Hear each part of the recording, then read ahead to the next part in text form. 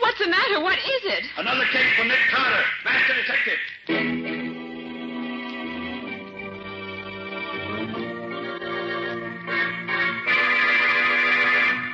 Yes, it's another case for that most famous of all manhunters, the detective whose ability at solving crime is unequaled in the history of detective fiction, Nick Carter, Master Detective. Tonight's curious adventure... The body on the slab. For Nick Carter and the mystery of the missing husband.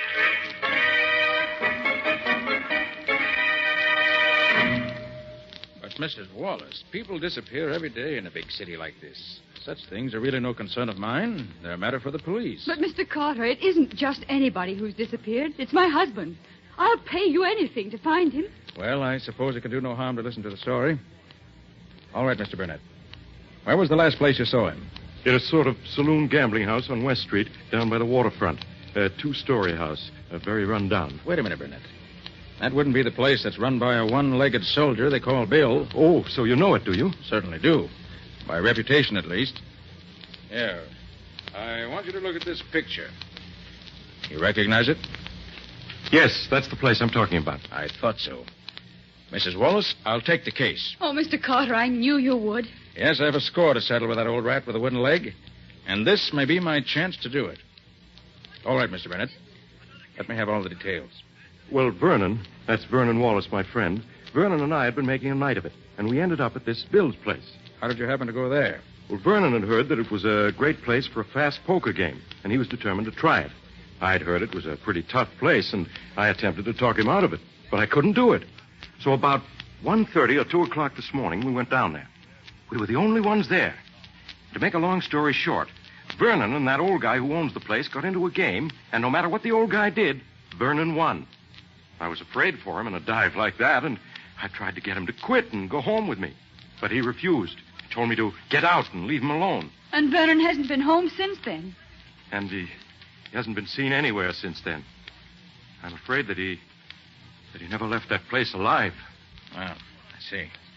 The place to start looking for clues is certainly the Old Soldier's Tavern. I'm going down there tonight. I know enough tricks with cards so that I can be sure of winning.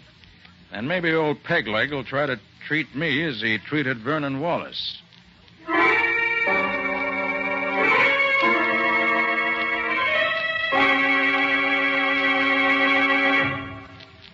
Well, stranger, I gotta admit I'm licked. You broke the bank. Yes, luck's been with me ever since I sat down here. Well, it's getting late. I've got to be getting home. How about a drink before you go, stranger? You'll not refuse me that. Why, no. I'll have a drink with you. But only one. Sure. One'll be okay. Hey, Mike, 2 beers and make it snappy. Yeah, coming up.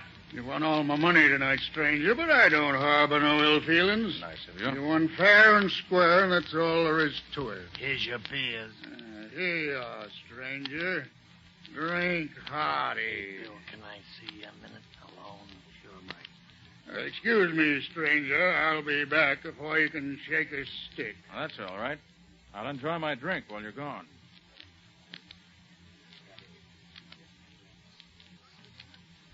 Stranger, Mike and I've taken a fancy to you. We don't want no harm to come to you. Look, why don't you stay here all night? Mike's got an extra bed upstairs he'd be glad to let you have. Then tomorrow you can go home and nobody'll bother you. Well, if you let me pay for the use of the room and bed, I believe I will stay. Good, you're a smart man, but we couldn't take no money for doing you a favor. Here, Mike, show the gentleman his room. Yeah, sure. Will you follow me, mister? Sure. Go ahead. I want to get to bed. I'm tired all of a sudden.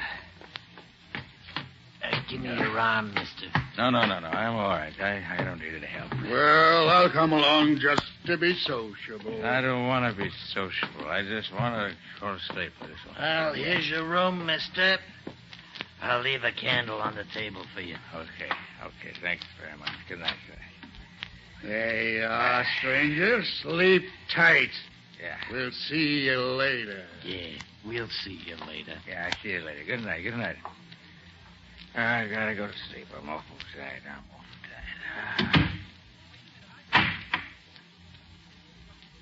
Well, got myself into this easy enough. Hope I'll find it as easy to get out again when the time comes. No light, but a candle. One it'll do to give me a look around. Instead of this bed. It doesn't look too comfortable. But... Oh. Blood. Let's see. The man were lying on this bed. That blood is just about where a dagger would go through his heart. If the man were drunk enough or had been drugged, he'd never know what hit him. Well, let's look a little around here. I wonder what's in this closet. Uh-huh. Locked. Well, that won't keep me out long. Not as long as I still have my keys with me. Try this one. No. This one does it. Well, this is interesting. Old clothes. Here's a vest with blood on it. And here's a shirt and a jacket. Both of them bloody. Unquestionably, these came from some of the victims. Well, nothing to do now but wait for that one-legged scoundrel and his pal to make the next move. Well, I guess I'll be safe if I merely sit on the edge of the bed now. Oh, yes, I won't need this candle anymore either. Now to wait for them. Oh, there they come. You get there by the He's asleep, all right. I can hear him snoring. Well, with the slug I put in his big, it'd have to be either sleeping or dead. All right. Easy does it. Is he still asleep? Yeah. You hold this light while I... Get your hands up, both of you. Well, I'll be... And drop that knife you got in your hand, Bill.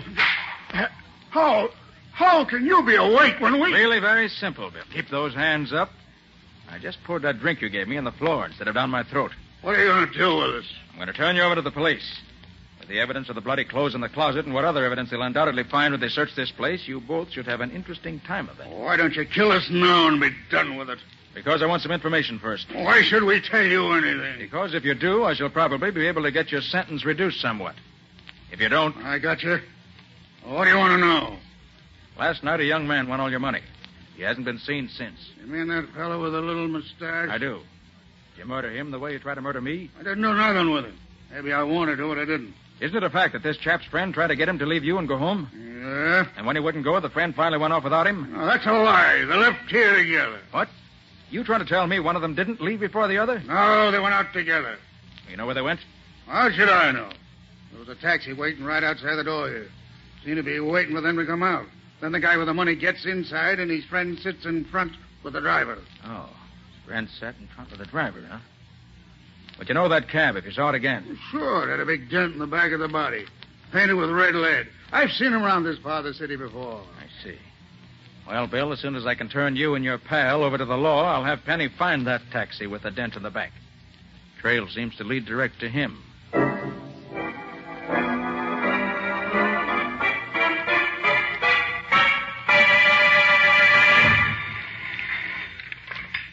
Nick Carter's office. Oh, hello, Patsy. Is Penny there yet? Penny? Who's Penny? Oh, I forgot, Patsy. You were away yesterday when all this happened. Scubby got a rush assignment to cover the Balkan campaign for his paper and had to leave in a boat till it sailed last night. Scubby gone without saying goodbye to me? Well, he couldn't, Patsy. You weren't here. He asked me to do it for him. Oh, Nick, I'm going to miss Scubby. Of course, Patsy, we'll both miss him. But while he's away, I'm having Penny Eagles work on my cases with me in Scubby's place. Who's this Penny Eagles? I never heard of him. Oh, he's an old friend of mine. Very clever fellow. When he was younger, he was an expert forger. How did you happen to get mixed up with him? Well, he was accused of a murder he had nothing to do with, and he had to make it clear. Then he got interested in law enforcement, turned over a new leaf, and has gone straight ever since. You'll like him, Patsy. I hope so. Well, she'll be in a minute now. As soon as he shows up, have him call me at Shermore 3-1222. Shermore 3-1222. Right. I'll wait here for his call.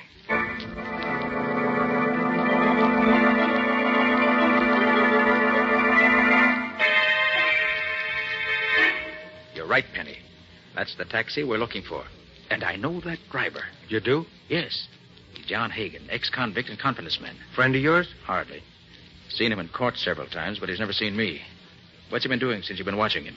Well, all afternoon and the early part of this evening, he's acted like any other cabbie. Taking whatever fares he could get. But the latter part of the evening, he's been fussy about who rides in his cab.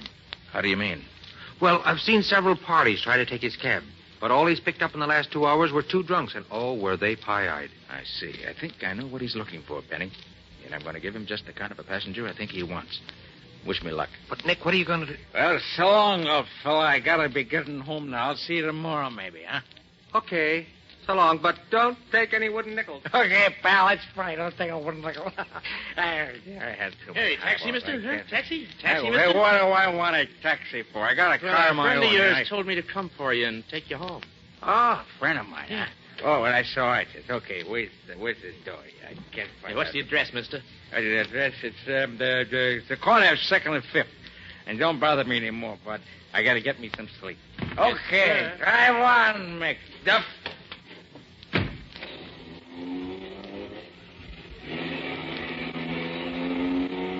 And now where?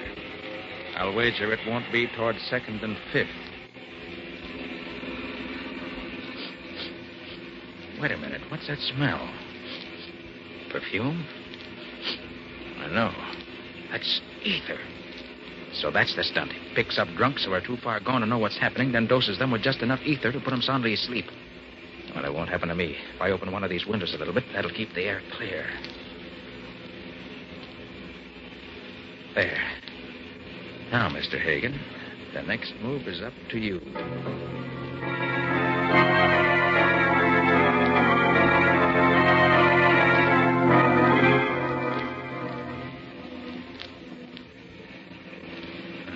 Certainly plenty deserted, way out here. Wonder how much further we're going. But I better get this window shut again so he won't suspect anything.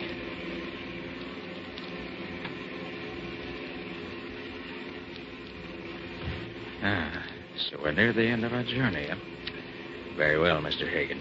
I'm ready for you.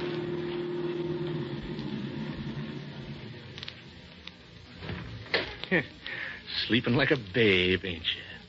Well, let's see what you got in your pockets. Then I'll dump Make you out. a move, Hagen, and I'll blow your brains out. What the... Who the deuce are you? I'm a detective. See this? Oh, well, what you want with me? I wanted to find out what your scheme was, and I found out. Now I want you to tell me about the man you picked up at Peg Leg Bill's Tavern down on West Street last night about 3 o'clock. And I don't know nothing about it. Oh, no? Look, you waited for him outside of Bill's place. He rode in back, and his companion rode up front with you. During the ride, you gave him ether through that devilish device you rigged up in this taxi of yours and made him unconscious. Yeah, if you know all that, why do you ask me, huh? Because there are 2 things I don't know. And if you want to avoid further trouble, my friend, you'll tell me. Now, first, who was the man who rode up front with you? I don't know. No? No. Well, I've done a few odd jobs for him in the past, but... Yeah, I don't know his name. They call him the captain. He made a deal with me early last night to be outside of Bill's place about 2:30 this morning. Can you describe him? He's sort of an ordinary guy. About my size, maybe. Well, he's kind of good looking if he didn't have a hunk out of one ear. Burnett. Now, what did you do with the man who was in the back? After I quieted him, we took him to a friend of the captain's, other side of town. What was the address to which you took the body? Hey, there wasn't no body. He was just as alive as you or me. Well, we took him to 14 Wanton Place. Left him there. All right. Get back in your cab and drive me to 2nd and 5th. Then I'm through with you, unless you've lied to me. If you have, keep out of my way, or you'll go to jail for life.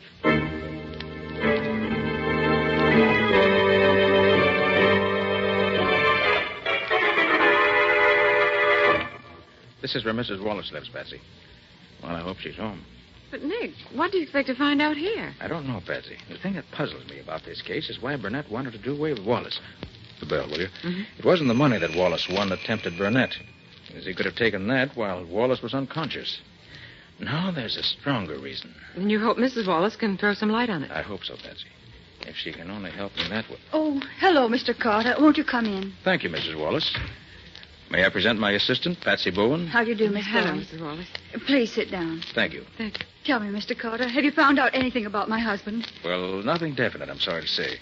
We have learned, though, that he fell into bad hands, but we don't know what happened to him after that. Arthur assured me you'd find out the truth if anyone could. Oh, you mean Mr. Burnett? Yes. Yes, he's been so kind to me. He's done so much to cheer me up. Well, except for his kindness, I'd have gone crazy. You've known him long, Mrs. Wallace? All my life. We were brought up together. And then, too, he and my husband have been business partners for, the best of friends for years. You think a great deal of him, then? Yes, indeed. Mr. Carter, at one time, before I met Vernon, I would have married him if he'd asked me. Then I met Vernon and really fell in love with him. But even after I married Vernon, Arthur continued to be my best friend. I think very highly of him. You're lucky to have such a friend, Mrs. Wallace. But he could never take my husband's place. You must find Vernon, Mr. Carter. If it's possible to find him, Nick will do it. Yes, Mrs. Wallace. You may rely on me for that. Well, shall we be running along now, Patsy?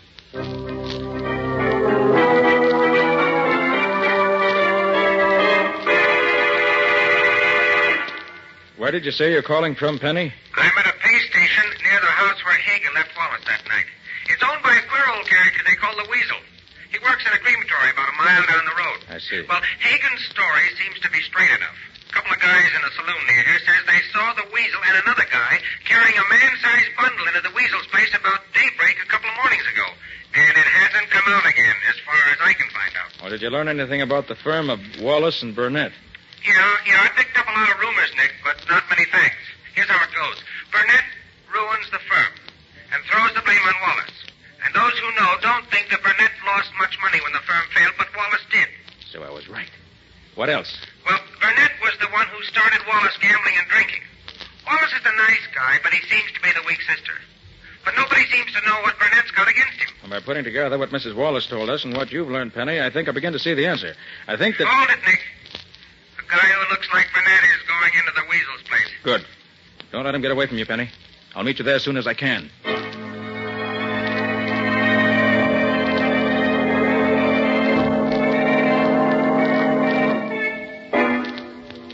Yep.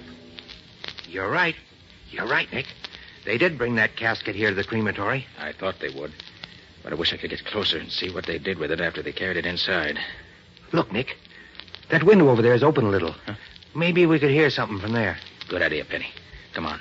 But quiet. Yeah. But, Weasel, are you sure they won't be suspicious? Not a chance, Captain. That's why we're doing this tonight. The owners of the crematory are going to make a test of a new heating fixture tomorrow morning. And they told me to have the ovens hot by 10 o'clock. I'm just getting them hot a little ahead of time. What do you use when you make a test like that? Well, they sent me the body of a dead calf. It's over there in the closet. Yeah, but the test we're going to make tonight will be even better, eh, Captain? Yes. How does this thing work? Oh, simple. The body's laid here on this slab and strapped down the way you saw me fix this fella. In the next room, there's a lever attached to the slab. When the lever's pulled, the slab slides into the oven. The door closes behind it, and the destruction of the body begins. Do we have to watch it burn? You can't see the slab nor the ovens from the room where the lever is. How long does it take to reduce the body to ashes? 6 or 8 hours. It'll be all over by daylight. Even if the body isn't... You mean even if the body ain't dead yet? Yes, that's what I mean. And Wallace is still alive. Well, it's a little unusual to cremate a live body, but it works just the same. You'll never know what happened. It'll be all over in an instant. Well, we got nothing more to do here. Might as well go in the next room and wait for the ovens to get hot enough. Then you can pull the lever and slide the body. You mean I have to pull the lever that sends him into... Sure. He's your friend, ain't he? Come on, Penny. There's no time to waste. We have to work fast.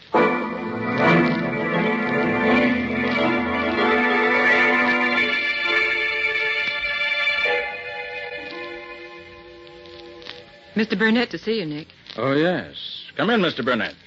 I just want to take enough of your time to tell you that Vernon Wallace's body was found last night. Really? Where was it? Floating in the river.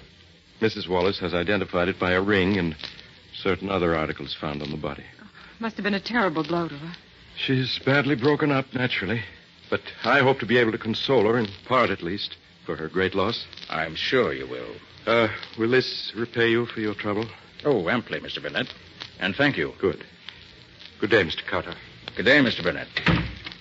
But if you think I'm going to drop this case now, Mr. Burnett, you're crazy.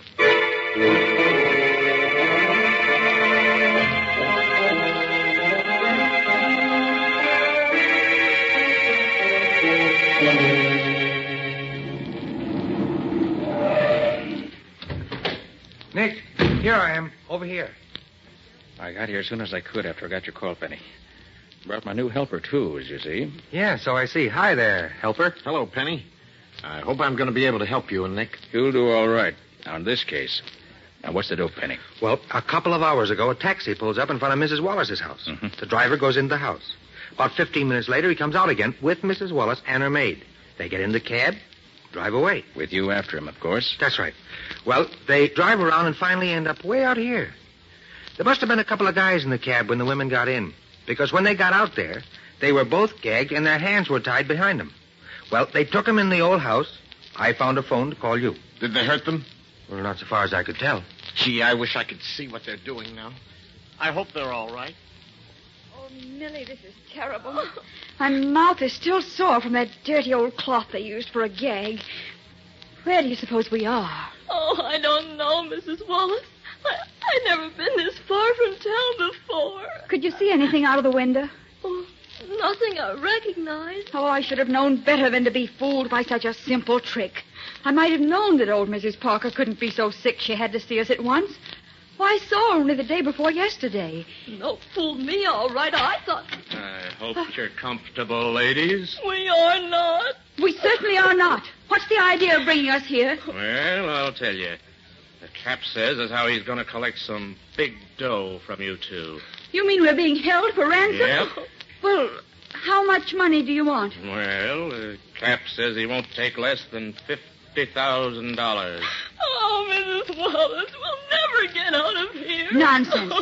He must be insane to expect me to pay him that amount of money. Well, he says he won't take a cent less. Well, he won't get it. Never. And he's a dangerous man. You better not get him mad at you. I'll be back at 8 o'clock tonight for your answer. Oh, he'll kill us. I know he will. Be quiet, Millie. He won't kill us as long as he thinks there's any chance of getting the money out of us. But what if we get... A man at the window. It's Mr. Burnett. Oh, Arthur. Arthur, I hoped you'd come. Are you safe, Louise? Have they hurt you? No, Arthur. We're both safe. But how did you ever find us? I just climbed up the porch to the roof, then over to your window. Have they told you why they brought you here? Yes, they want ransom. $50,000. And they'll kill us if you don't save us. Not while I'm here. I'll see that no harm comes to you. But what can you do? You're only one against the two of them, and they're both vicious criminals, I know. Do be careful, Arthur. Louise, if I save you from these rats, do you think that you... Ask me later, Arthur. Not now, please. Very well, if you say so. Now tell me, what time are the men coming back again? Do you know? The man we talked to said they'd be here at 8 o'clock. That gives us just over an hour. Now, here's my plan. When they come, I'll be hit...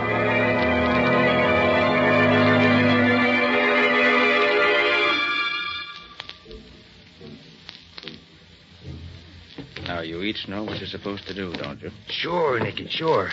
You know, this ought to be fun. I haven't played cops and robbers since I was a kid. Same here. This should be good. Well, I hope you two aren't disappointed. But you can't tell about these things. So watch your step, both of you.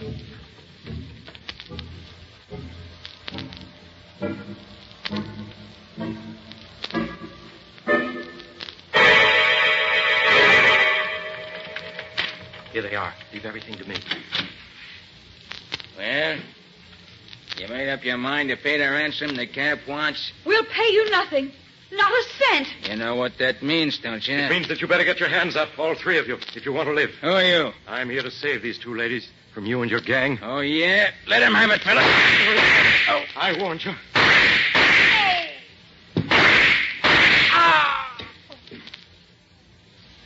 Arthur, you've killed them all. It's their own fault. I warned them. Oh, you were wonderful, Arthur. Arthur, are you hurt? No, Louise, dear. Fortune was with me. I'm not even scratched. Oh, Mr. Burnett, I never in my whole life saw anyone so brave as you. Any man would be brave when defending the woman he loves. Please, Arthur, you promised. I'm sorry. I'll take you home now. Just let me drag these bodies out of the way, and I'll... Not yet, you won't. Wait, you can't. What's the matter with you men? What's the idea? Shut up, you. Arthur, are you hurt? Mrs. Wallace, the time has come to explain a great many things.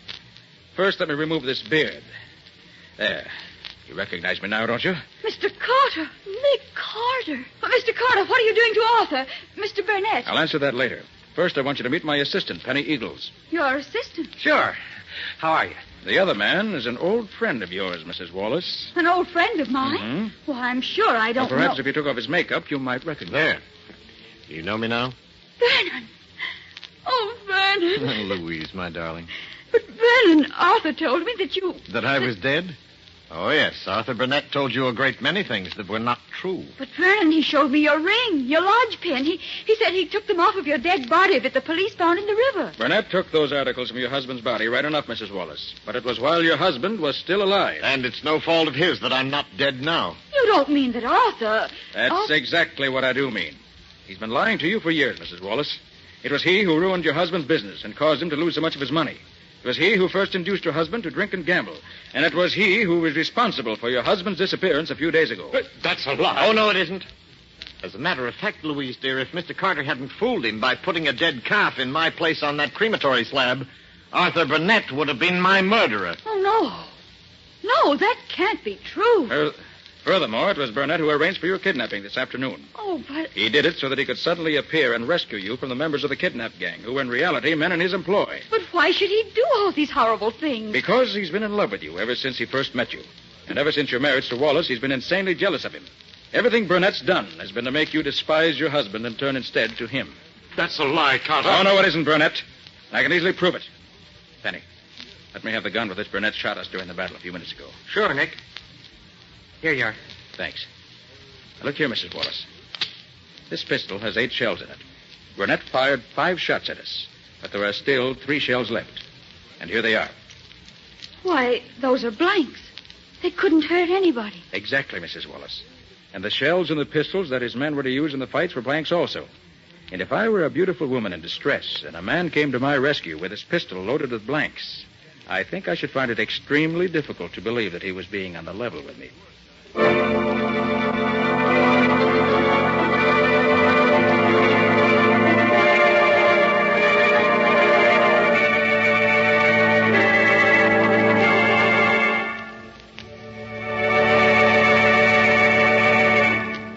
That was another strange experience of Nick Carter, Master Detective, called The Body on the Slab, or Nick Carter and the Mystery of the Missing Husband. Another of the curious adventures of Nick Carter, which are brought to you regularly at the same time by WOR Mutual.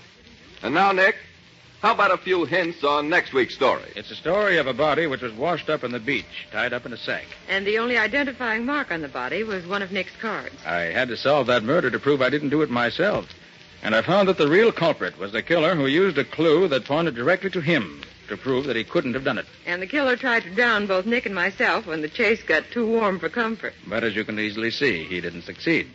So long until next week. So long, folks. And so long to you and Nick for now, Patsy. In the strange adventure you have just heard, Nick Carter was impersonated by Lon Clark, Patsy by Helen Choate. Original music was played by Lou White.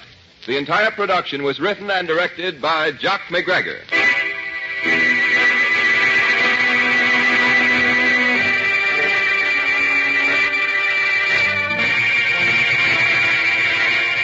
Next week at the same time, listen to another curious adventure of Nick Carter entitled The Drug Ring Murdered. Or Nick Carter and the Mystery of the Left-Handed Killer.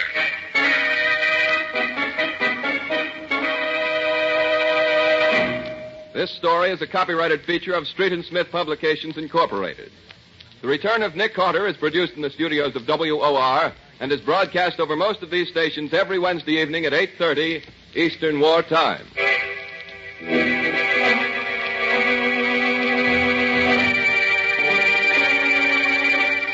This is Mutual.